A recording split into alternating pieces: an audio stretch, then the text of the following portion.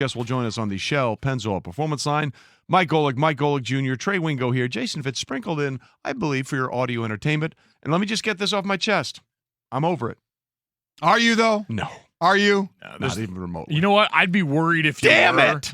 I didn't even have, outside of your happiness, that much of a vestige. It was a great story in the Baylor Bears, Trey's alma mater, who unfortunately lost this weekend. But Son of a biscuit eater. The way it happened was unbelievable. I mean, I felt terrible for you. The amazing, for those that may not know, Baylor was up 28-3 in this game. 28-3. There's a familiar at story. Home. No one has ever lost. Yeah, no one has ever been. We're the Falcons. Yeah, exactly. Son of a.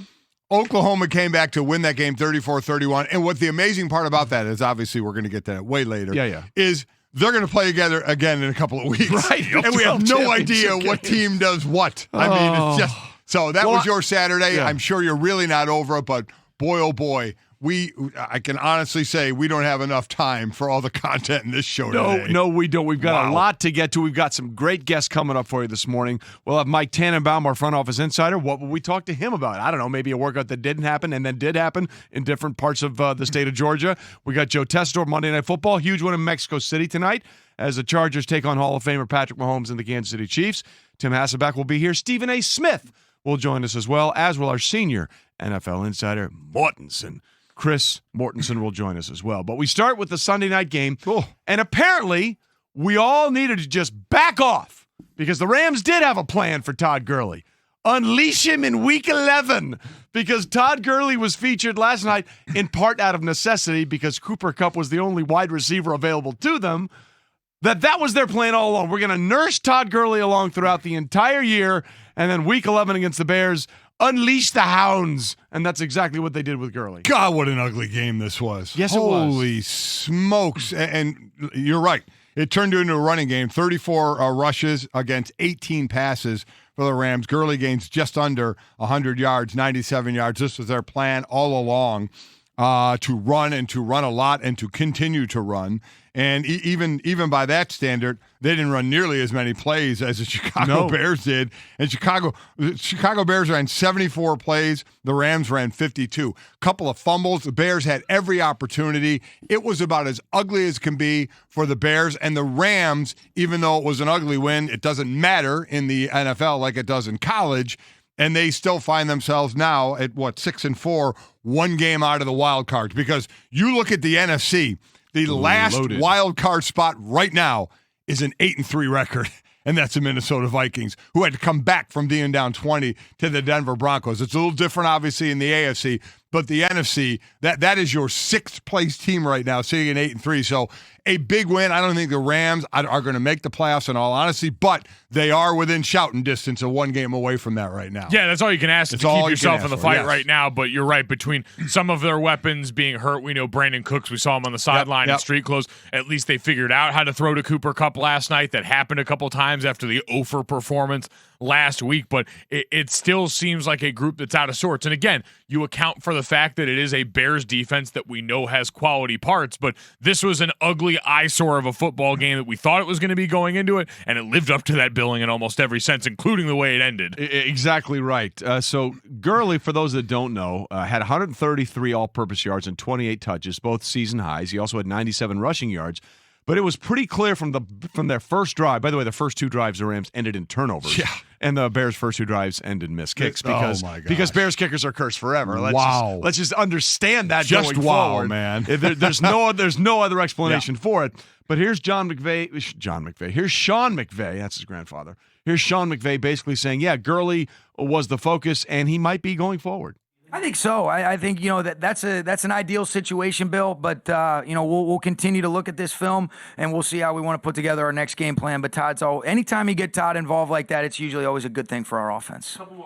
So why wait till Week 11? Well, then? I mean, I do think a lot of it was the injuries. Yes. Kupp was actually healthy last week, didn't get a catch. So this one, as Mike mentioned, Brandon Cooks was out. Robert Woods, for personal reasons, was out. A reworked offensive line as well last night. So I think this was the safe route.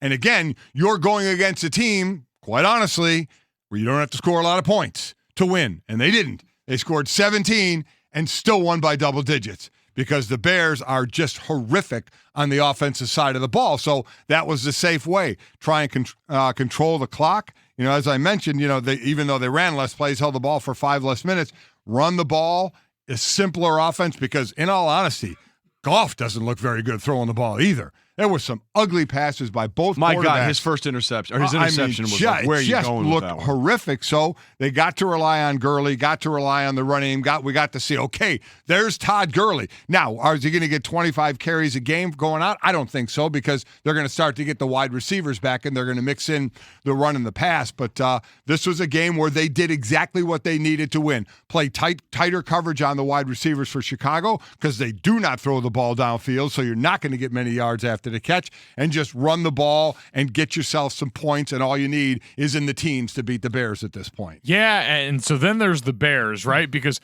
for the Rams, they're stuck with Jared Goff. Yeah, like that could be the one advantage you have in Chicago, is you might be able to get away from your $130 million worth of Jared Goff. Yeah, where on the other side, we saw Mitchell Trubisky shown the door in the fourth quarter, and now the debate will rage whether it was the hip injury that everyone in Chicago is claiming took Mitch out, or if it was Mitch that took Mitch out in a lot of these situations. And the circle and the fire and the heat under the seat of Mitchell Trubisky and Matt Nagy, I think at this point, 100% are really correct. starting to heat up, because neither have acquitted themselves well this season. Here's Matt Nagy explaining after the game that he had a conversation with Mitch and says it was about the hip injury. I had to pull him aside and talk to him and just ask him and say exactly that we needed him to be honest with us, and trying to play through that is what he was doing, and at the same time it was affecting a little bit of how he was able to throw, and I don't want to put him at more risk, and I also don't want to affect how the play is for the team. So how it went down, Mitch, supposedly right before halftime, Mitch had tweaked his hip, and they were keeping an eye on it in the second half, and he said it was getting tighter and tighter in the second half and couldn't move as well, and that led to pulling him out of the game with 3 minutes, because you saw that, and you really never saw an injury, and you started thinking, why would he do this with 3 minutes to go and just open yourself up to everything that's going to happen after for Nagy? Yeah, never really saw him wincing at all. Never really saw him talk to any doctors or trainers when he went over to the sideline, which was the curious part as we watched this all together in the magical platform that is Twitter. But I will say, I mean, because you mentioned Trubisky and you mentioned Nagy, they do have to go together. His 5.6 yards per attempt is the worst in the NFL. They don't throw it down the field, and you're going up against a Wade Phillips, who was my D coordinator for a while in Philly. You know the type of defense he likes to play. He wasn't letting those receivers breathe on those quick outside routes, and yet they kept throwing these 1 yard out routes thinking you're going to get the yards after the catch, and the DBs were right on them. I mean, it wasn't going to work, yet you kept doing it. You got some passes down the middle to try and create some space with the receivers on the slants that worked occasionally, but for the most part, it's just you have a lot of good receivers, I think, out there, but you just don't have a quarterback, you trust to throw the ball downfield. And quite honestly, some of the play calling, I'm sorry. Yes. 3rd and 1, and you run an option? Yeah. You run an option left where Trubisky basically takes 2. And I'm not even going to blame. Yeah, I guess you got to blame him, because if you're going to run the play, that means you practice it, where you actually run at the person you're supposed to be optioning and not let him play both you and the ball, which is exactly what they did.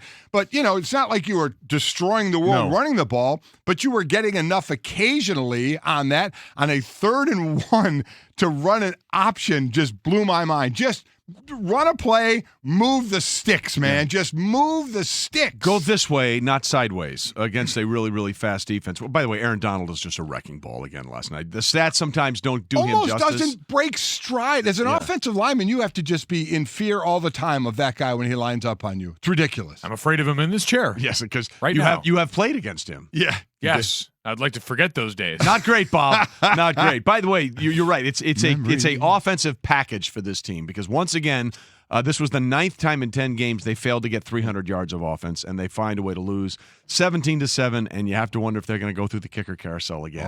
I think after so. Eddie Pinheiro missed 2 in the first half, where it could have made it a much different game. Don't forget, we got twice today your chance to get the winning word and come with us to the College Football National Championship playoff game, or however they're calling it, the College Football Playoff National Championship game. It's the title game, okay? We'll do all the semantics, but you're going to have 2 chances to come with us to New Orleans, which is why we're still resplendent in purple, gold, and green. Plus, coming up, an offensive player who you should be afraid to face, because there is trust there. We'll get to that after this.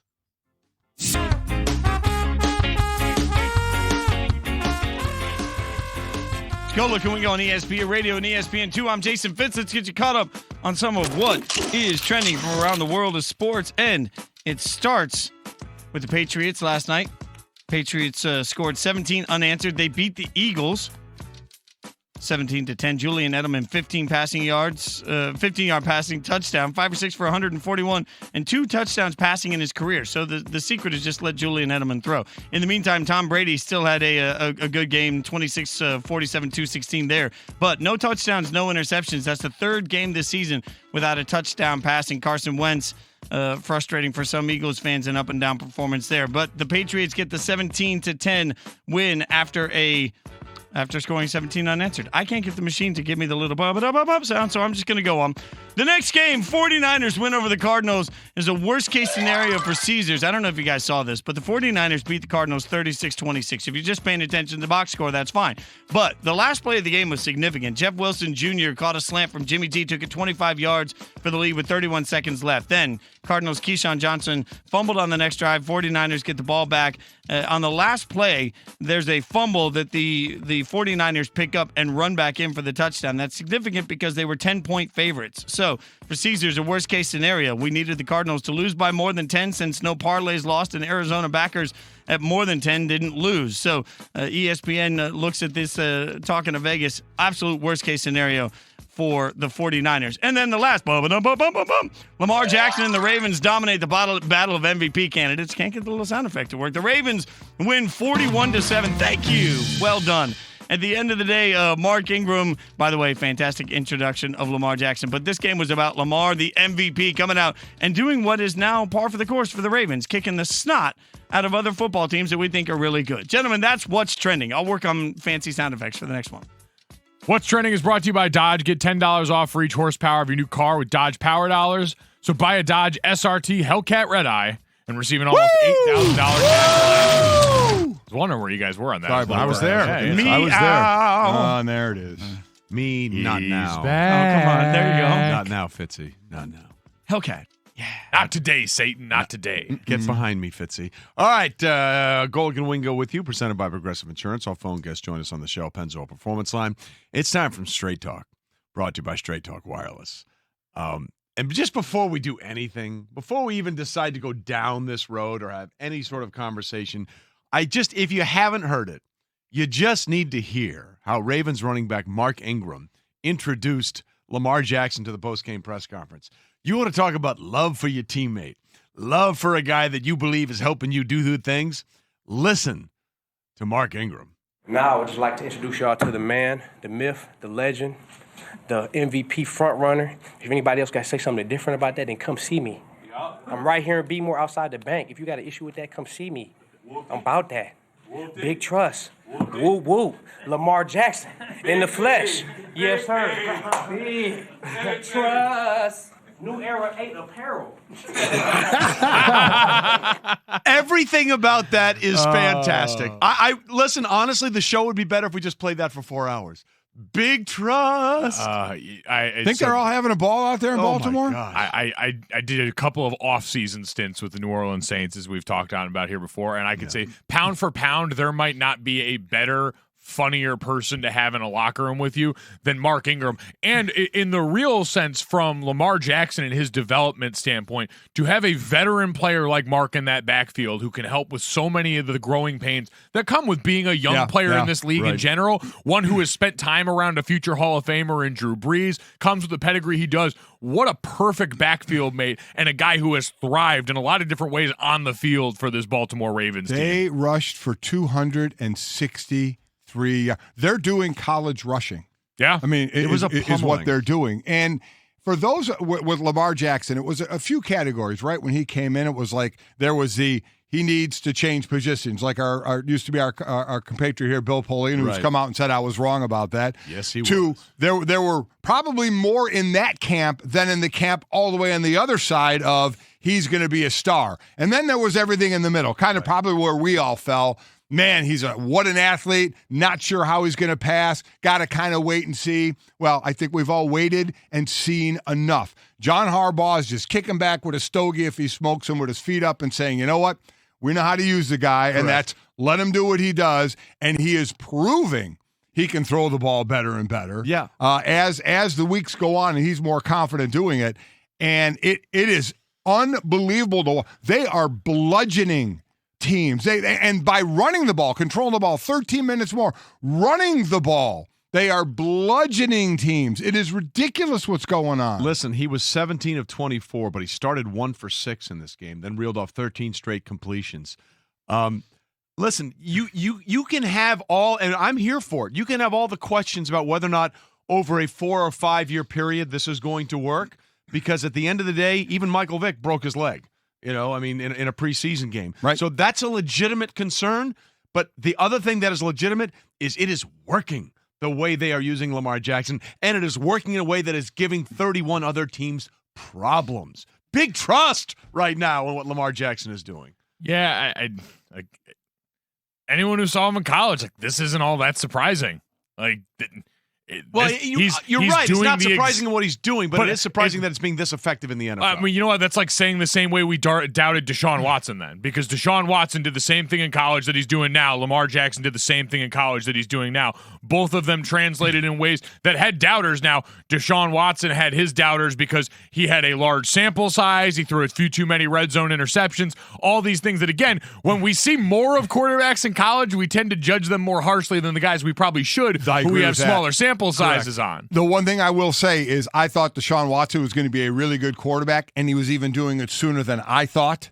And Lamar Jackson, while I had a wait-and-see approach, I don't think, even those that thought he could be good, did anybody say, oh, yeah, in his second year after only starting half a year, his first year, is going to be right in the conversation for MVP of the league. Yeah. That's where I think more people are kind of surprised. Okay, he's good, but this good. Yeah, here's the question, and I think it's legitimate.